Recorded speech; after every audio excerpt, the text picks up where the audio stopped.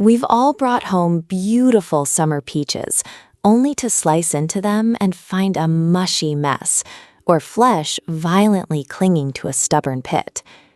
Globally, there are 12 primary peach varieties that dominate the market, and they are not interchangeable. Each one has been biologically engineered for a completely different purpose. Grabbing the wrong type means you could easily waste $30 on a bulk box meant for preserving, or lose hours of your afternoon on a ruined baking project. Judging a peach by that nice red exterior blush will lead you astray. The actual return on your investment comes down to its origin and internal variety. To figure out exactly what you're buying, we can build a matrix. This quadrant chart maps our options across two key variables. Our horizontal axis tracks the flavor and chemical profile, ranging from high acid to highly sweet. Our vertical axis tracks anatomy and texture, ranging from firm and structural at the bottom up to soft and melting at the top. The dilemma is clear. How do we map the 12 varieties onto this matrix before handing over our cash? Consistently turning out perfect preserves or pies means retiring the subjective taste test approach and relying on objective structural matching instead. The first major dividing line is anatomical. Early in the summer season, markets are dominated by clingstone varieties. Clingstones are structural powerhouses. Their tightly bound cellular matrix allows them to survive intense boiling and high-heat canning without turning into liquid mush. But you pay for that durability in prep time. The flesh is fiercely attached to the pit. Extracting it requires tedious, individual knife work that easily doubles your time in the kitchen.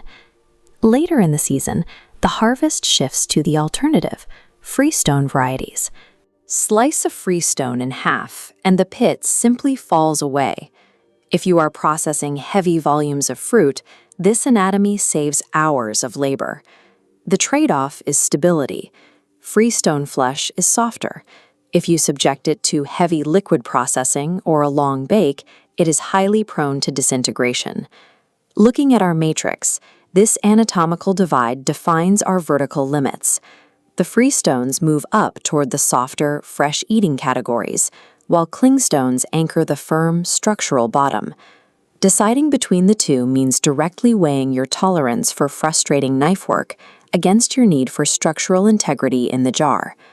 Next, we have to look at the chemical makeup of the flesh, starting with traditional yellow varieties. Yellow peaches are defined by high acidity. That acid balances the natural sugars and, crucially, ensures the fruit actually retains a distinct peach flavor after it is cooked down. The culinary catch is that to balance out that sharp tartness, you have to add significantly more sugar to your recipes. On the other side of the chemical spectrum are Asian origin white-flushed varieties. White peaches have almost zero acidity and extremely high sugar content, giving them a delicate, intensely floral profile. But they fail in commercial kitchens. Without acid, they taste flat when heated, and their delicate structure makes them highly prone to bruising in transit. Our chart tracks this chemical divide across the horizontal axis. Yellow varieties dominate the acidic left, and the white varieties pull to the sugary right. The chemical profile alone will tell you if a peach belongs in an oven or if it should only be eaten raw.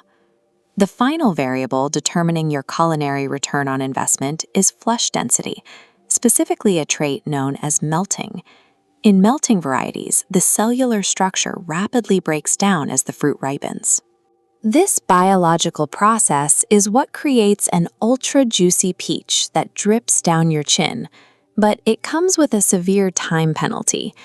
Melting varieties have a shelf life of mere days before spoiling, making them a high-risk purchase in bulk.